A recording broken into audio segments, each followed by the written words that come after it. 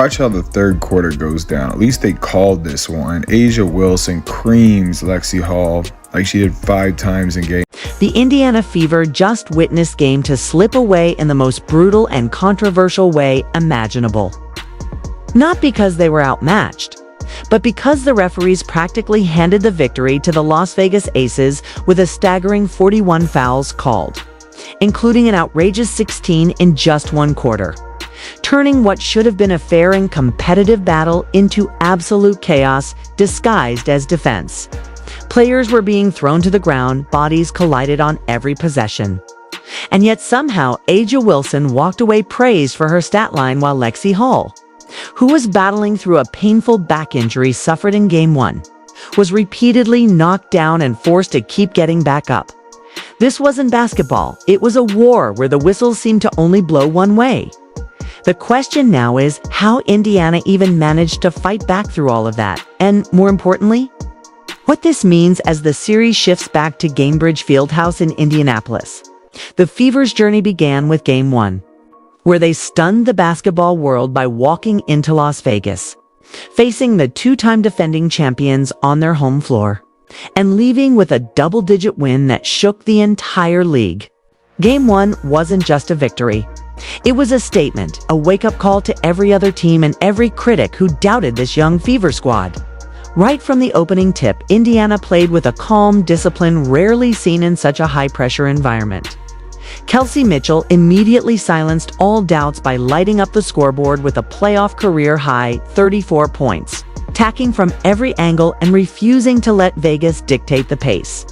Every time the Aces tried to press or swing momentum, the Fever pushed right back with control and precision, never letting the game get out of their hands. This wasn't flashy basketball, it was fundamentally dominant execution. Meanwhile, A'ja Wilson, the Aces MVP and supposed unstoppable force, had a nightmare performance. She was held to just 6 makes on 22 attempts, completely smothered by Indiana's relentless defense. Aaliyah Boston and the Fever's frontcourt contested every shot near the rim, made her work for every single bucket, and refused to give her clean looks.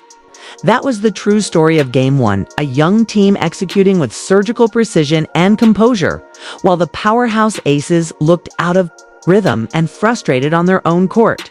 Even though the foul count already seemed suspiciously tilted, Indiana overcame it and delivered a 16-point blowout, stunning both the crowd and the national media, who had predicted an easy series for Las Vegas. That embarrassment lit a fire under the Aces, fueling their determination heading into Game 2.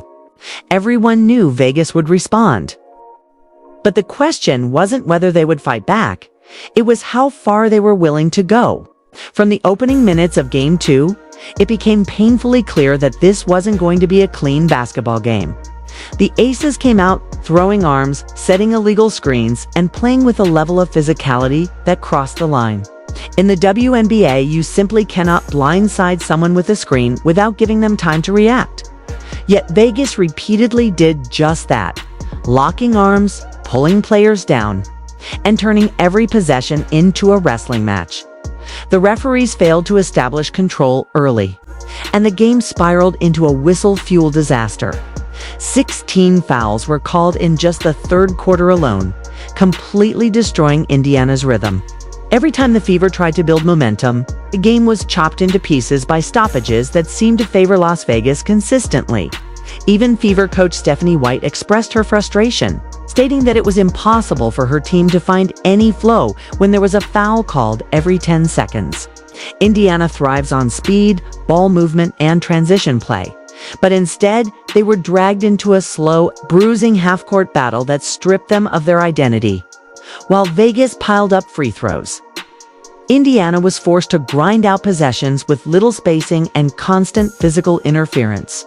Through it all, Lexie Hull's courage shone bright. Despite being a game-time decision due to her back injury, she suited up, taped herself together, and went to war. Time and time again, she was knocked to the hardwood by Vegas defenders. Yet she got back up and responded by drilling 5 three-pointers, tying a Fever playoff record. It wasn't just about the points she scored, it was about the message she sent. The Fever would not back down. But even Hull's heroics couldn't overcome the relentless whistles. A crucial moment came when Indiana cut the deficit to 8 points, only for 4 consecutive fouls to be called against them, instantly pushing the lead back to 13 and killing their rally. The national narrative, however, didn't focus on Hull's grit or Indiana's fight. Instead, it celebrated A'ja Wilson's numbers: minus 25 points, 9 rebounds, 5 steals, and 2 blocks, completely ignoring how those numbers were achieved through brute force and a steady stream of favorable calls. Aaliyah Boston battled like a warrior in the paint, absorbing hit after hit while rarely getting calls herself.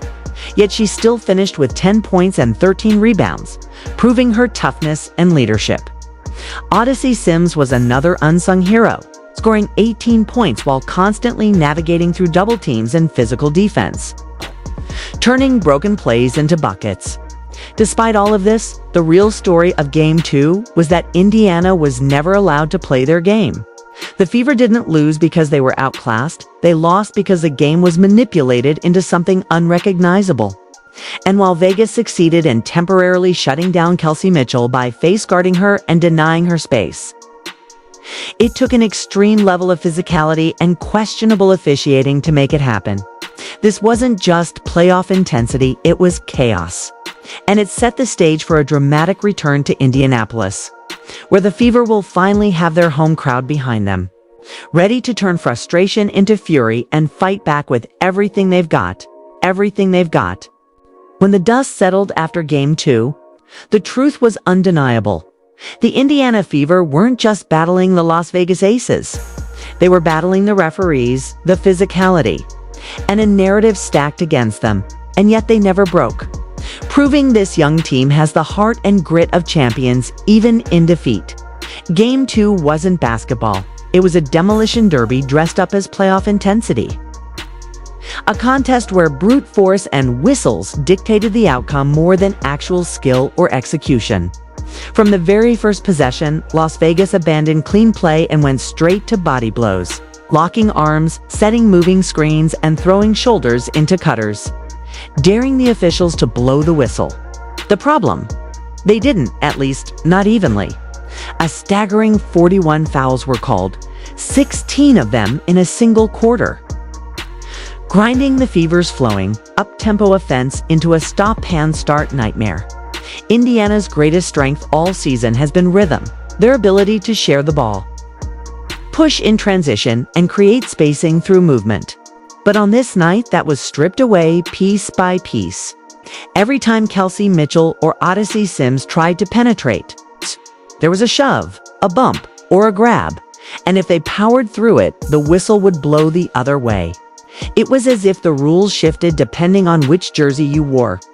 Even Stephanie White, who rarely complains publicly, admitted in her post-game comments that it was impossible for her team to find any flow when there was a foul called every 10 seconds.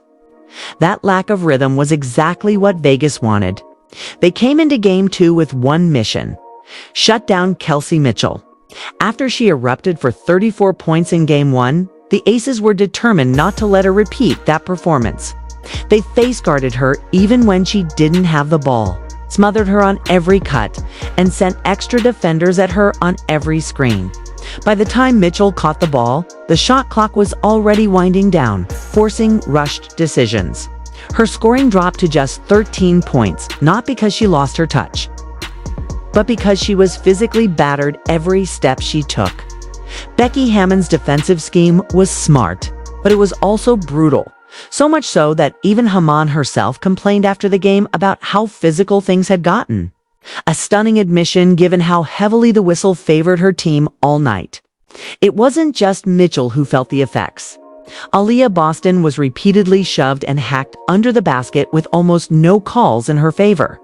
Despite the punishment, she still fought her way to 10 points and 13 rebounds. Numbers that don't even begin to reflect the war she went through just to stay on the floor. Every rebound was a battle. Every post-up a war zone. This wasn't about skill versus skill. It was about survival, Lexie. Hull's performance stood as the lone beacon of defiance in the chaos, playing through a painful back injury sustained in Game 1. Hull wasn't even certain she would suit up until moments before tip-off. Most players in her situation would have sat out, but Hull taped herself up and took the court, knowing her team needed her. From the moment she checked in, she was targeted by Vegas's physical play. Knocked to the ground multiple times, and yet every time, she rose again. Her response: 5 made three-pointers, tying the Fever playoff record and injecting life into a team being suffocated by whistles and brute force. Hull's toughness wasn't just physical, it was mental. She knew the odds were stacked, knew every cut would come with a hit, and still delivered when her team needed her most. Even when the Fever cut the lead to single digits late. 4 consecutive fouls against Indiana swung momentum back to Vegas, pushing the margin out of reach. Odyssey Sims was another warrior in the fight, scoring 18 points while navigating constant double teams and random stoppages that disrupted her rhythm. Every time she found daylight and scored, it felt like the whistle would immediately halt any potential run. The national media, however, focused almost entirely on A'ja Wilson's stat line: -25 points, 9 rebounds, 5 steals, and 2 blocks, painting her night as dominant without acknowledging the context. Those numbers were built on a foundation of bullying the paint and favorable officiating. Dominance should come from skill and execution, not unchecked physicality. Meanwhile, Boston's heroic effort went largely unnoticed, and Hull's record-tying night was treated as a footnote. The Fever didn't just lose a game, they lost control of the narrative. With their fight and resilience buried under headlines praising the Aces. But anyone who actually watched knows the truth. This wasn't Indiana failing to compete. This was Indiana being dragged into a style of game they never agreed to play, while still showing enough heart to keep battling until the final buzzer. That's why this series is far from over. Game 2 didn't break the Fever, it hardened them. Now, as the series shifts to Indianapolis, the Aces are about to step into a completely different storm. This time, there won't just be 5 Fever players on the court. There will be 17,000 screaming fans, ready to roar with every bucket, to demand accountability on every missed call, and to turn Gainbridge Fieldhouse into a place where whistles can't hide behind silence. Now the battleground shifts to Indianapolis, and the Las Vegas Aces are about to walk into a hostile environment where the Indiana Fever's pain, anger, and determination will collide with the deafening roar of 17,000 fans who are ready to turn Gainbridge Fieldhouse into a fortress of fury. For 2 straight games in Las Vegas, the Fever endured chaos, questionable whistles, unchecked physicality, and a narrative that painted them as underdogs even when they were the ones standing tall. But that all changes now. In Vegas, the noise of the crowd fueled the Aces' aggression and emboldened the officiating bias. In Indianapolis, that same energy will be weaponized in favor of the Fever. Every shove Aaliyah Boston absorbs in the paint, every hard foul Lexie Hull takes, every time Kelsey Mitchell fights through a double team, the reaction will be immediate, loud, and impossible for the officials to ignore. The crowd won't just be spectators, they'll be an active force, holding referees accountable and giving Indiana the surge of momentum they were denied on the road. Gainbridge Fieldhouse has already proven this season to be more than a home court. It's a crucible where opponents melt under relentless noise and pressure. Earlier this year, we saw the Fever erase double-digit deficits in the second half, fueled entirely by the crowd's energy. That's the difference between Vegas and Indiana. In Vegas, the whistles silenced runs. In Indiana, they amplify them. Becky Hammond herself admitted after a regular season loss in Gainbridge that the Aces' experience there has been not great, a telling statement from a championship coach. This matters because when 17,000 voices rise in unison, every bump on Boston's post-ups and every grab on Hull's cuts becomes impossible to dismiss. In Game 2, Lexie Hull hit 5 threes while battling through a brutal back injury. And yet the arena felt lifeless, her grit drowned out by boos and biased whistles. At Gainbridge, those same shots will ignite eruptions, shaking the floor and rattling Vegas's composure. Aaliyah Boston, who fought like a warrior for every rebound in hostile territory, will now have the crowd behind her every time she battles in the paint. Odyssey Sims, who turned broken plays into points while facing constant hacks, will finally get to attack the rim with the roar of the crowd pushing her forward instead of silence surrounding her. And Kelsey Mitchell, who was smothered into a 13-point night by physical defense and double teams, will have the space, energy, and confidence to unleash her scoring fury once again. These next two games in Indianapolis are not just another step in the series. They are the Fever's opportunity to flip the script, to turn frustration into fire, and to remind the league that Game 2's chaos will not define them. Indiana has already proven they can dismantle Vegas on the road, as they did in Game 1 with calm execution and precision. They've proven they can withstand unfair whistles and keep fighting, as they did in Game 2. Now they get to combine those lessons with the most powerful weapon in sports: home court advantage. This isn't just about the rims or the familiarity of the floor. It's about creating an environment where every single play matters more, where every Fever run feels unstoppable, and where every mistake by Vegas is magnified by thousands of screaming voices. Aaliyah Boston and Lexie Hull both expressed how eager they were to return home, with Hull proudly saying, "Our fans, they show up and they show out." That's not just a statement, it's a warning.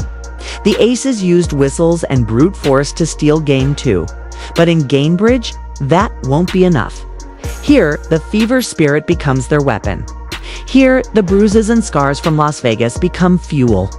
And here, under the bright lights of Indianapolis, the Fever had the chance to strike back with a vengeance so powerful that no whistle can contain it. This series isn't over. It's just beginning. It's beginning. The defining moment of this entire playoff run is about to unfold. And the Indiana Fever know that everything they've worked for, every battle they've fought, and every doubt they've silenced comes down to these next two games, where legends are made and rivalries are cemented forever. This isn't just about winning a series. This is about respect, redemption, and rewriting the narrative that has haunted the Fever all season long. When Caitlin Clark went down with her injury, countless voices across the league immediately counted Indiana out, claiming they didn't have the firepower or the leadership to survive without their superstar. Analysts, commentators, and even rival players dismissed them as a one-woman team destined to crumble under the pressure of playoff basketball. But what the Fever have shown since that devastating moment is nothing short of extraordinary. Aaliyah Boston has emerged as a force of nature, not just carrying the team physically in the paint, but also becoming the emotional heartbeat of the locker room. Lexie Hull, once overlooked and underestimated, has proven she's built for the biggest stages with clutch shooting, relentless defense, and a level of grit that can't be coached. Kelsey Mitchell, the longest tenured Fever player, has been the steady hand guiding them through storm after storm, delivering daggers from deep and refusing to let this team lose its identity. As they step onto their home floor for Game 3, the Fever aren't just playing basketball, they're waging a war for their future. The Aces may have the experience, the championships, and the big names, but Indiana has something Las Vegas can't match: hunger. Every dive for a loose ball, every rotation on defense, every perfectly executed fast break will be fueled by the belief that this team is destined for more than just a playoff appearance. And while Becky Hammon and the Aces thrive on playing physical and intimidating their opponents, that strategy will backfire in a building filled with passionate Fever fans who see every foul, every missed call, and every cheap shot. In Game 2, when A'ja Wilson delivered hit after hit to Boston in the post, the whistles were swallowed and the Fever were forced to absorb the punishment. In Indianapolis, those same moments will erupt into chaos, forcing the referees to finally do their jobs and creating the kind of emotional swings that can break even the most seasoned opponent. The Fever know they can't rely on anyone to save them. They have to seize this moment themselves. That means executing with precision, attacking the Aces' weaknesses, and maintaining the relentless defensive pressure that suffocated Vegas in Game 1. If the Indiana Fever can protect home court, they won't just even the series. They'll send a message to the entire league that this new era has officially arrived. These games are about more than advancing to the next round. They're about proving that this team's rise isn't temporary or dependent on one player. They are building something lasting, something powerful, and something that demands respect. Aaliyah Boston has the chance to cement her status as one of the league's most dominant forces, while Lexie, Hull, and Kelsey Mitchell can etch their names into franchise history with performances that will be remembered for years to come. The Aces will come in swinging, desperate to reassert their dominance. But they are walking into a storm unlike anything they've faced before. In Gainbridge Fieldhouse, the Fever will have the noise, the momentum, and the belief of an entire city at their backs. The question isn't whether they're ready for the fight, it's whether Las Vegas can survive it. And when that final buzzer sounds, the world may finally realize what Indiana has known all along. The Fever aren't just participants in this postseason, they're the future of the WNBA, and that future starts now. It's now. The stage is set for a showdown that will define not just this playoff series, but the very identity of the Indiana Fever moving forward. A clash so intense, so emotionally charged that when the final buzzer sounds, one team will rise to glory while the other crumbles under the weight of missed opportunities and shattered dreams. Everything that has transpired up to this point, the controversial whistles, the bruising battles in the paint, the trash talk, the media narratives, and the doubters counting the Fever out, has been building toward this singular moment in time. This is more than basketball. This is about heart, legacy, and the relentless pursuit of respect. The Fever's journey has been defined by resilience.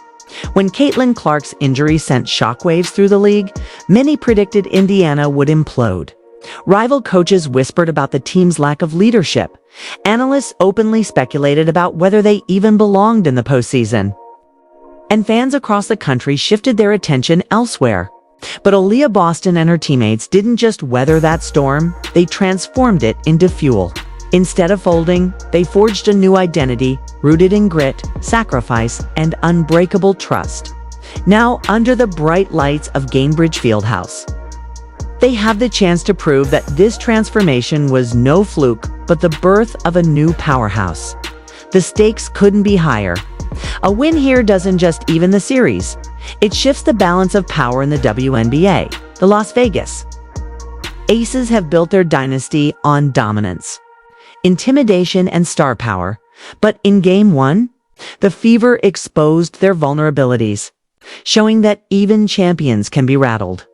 In Game 2, the Aces struck back with sheer physicality and a wave of controversial calls that left Indiana battered and furious. That emotional fire is now their greatest weapon. The Fever will take the court knowing they have nothing to lose and everything to gain.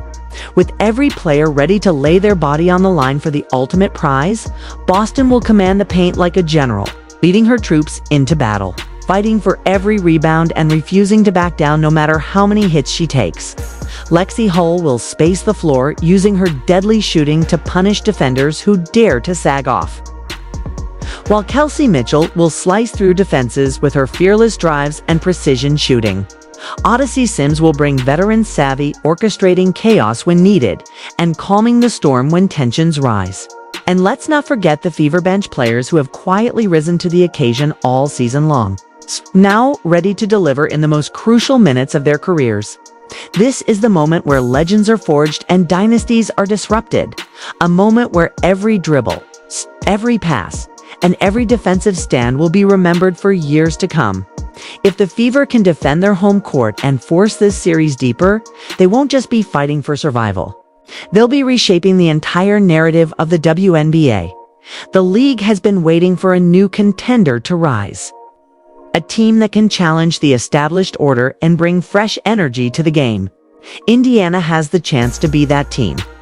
With their backs against the wall, the Fever's only path forward is through sheer willpower and execution. The fans will play their part, turning Gainbridge into a thunderous cauldron of noise that rattles the Aces to their core. And when the Fever sees this moment, the impact will reverberate far beyond Indianapolis. It will serve notice to every team, every critic, and every doubter that the Indiana Fever are no longer a rebuilding project or a feel-good story. They are a force to be reckoned with, a team on the rise, and a future champion in the making. Tonight isn't just another game. It's a battle for destiny, and the Fever are ready to claim theirs.